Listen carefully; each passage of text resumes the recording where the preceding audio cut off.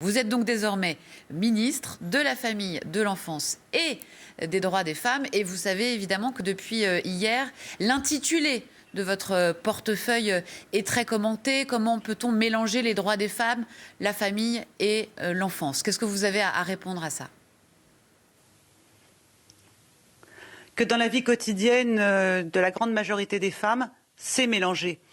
Leur famille, les enfants et leur combat dans l'espace public, au travail, dans les associations, partout où elles agissent, pour justement rendre compatibles famille, enfance et leurs droits. Et que ce ministère, qui effectivement, et je comprends les interrogations qui s'expriment, qui réunit ces trois thématiques vont me permettre de continuer d'un certain point de vue ce que je fais déjà depuis 2 ans. J'ai été une secrétaire d'État féministe chargée de la famille. Je vais donc être maintenant une ministre de la famille, de l'enfance et des femmes. D'abord, je suis très heureuse que ces sujets, qui sont ceux de la vie quotidienne des Français, j'ai au rang de ministère. C'est la famille, l'enfance et les droits des femmes. C'est juste notre vie, à nous tous. Et donc, je vais pouvoir poursuivre ce que j'ai fait en matière de politique familiale, par exemple. La famille ne s'oppose pas aux droits des femmes. Et les politiques familiales sont même un outil d'égalité pour les femmes et les hommes. Quand on construit, quand on développe les modes de garde pour les petits-enfants, bien sûr, on permet aux familles de faire des enfants, de mettre des bébés au monde dans des conditions plus confortable et de se dire voilà, je pourrais continuer de travailler et j'aurai un mode de garde pour mon enfant. C'est une condition entre les femmes et les hommes qu'il y ait des modes d'accueil.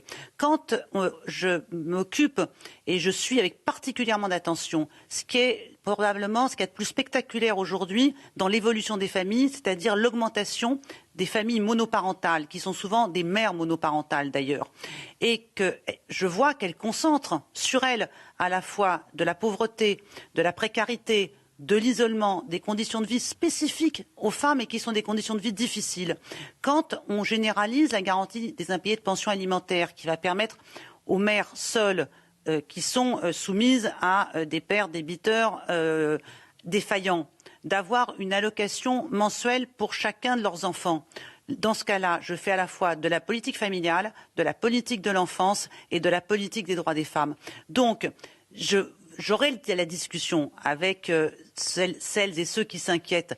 Je les connais bien, on a mené de nombreux combats ensemble et on va continuer d'en mener ensemble. Et ce sera l'occasion d'un débat intéressant, d'ailleurs, ensemble, que j'attends avec beaucoup d'intérêt pour aujourd'hui justement aller dénouer là où ça se trouve les inégalités. La famille est à la fois le lieu du bonheur, de l'amour, de l'échange. Tout le monde a une famille, en a une ou a envie d'en avoir une.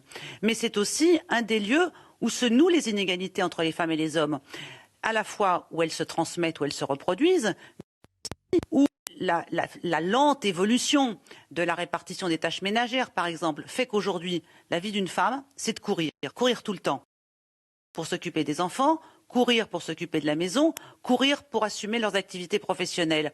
Et joindre, comme le fait ce ministère, c'est un atout pour les femmes aujourd'hui.